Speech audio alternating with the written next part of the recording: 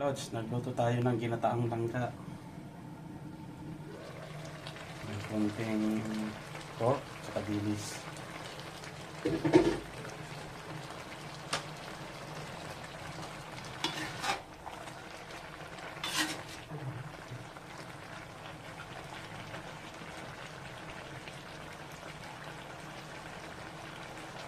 Lagyan na natin siling panigang.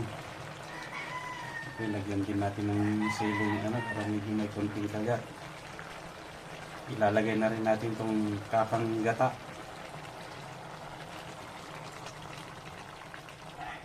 Sarap ito.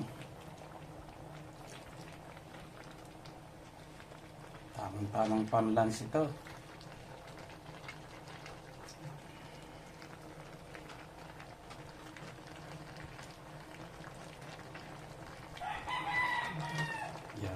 Yan.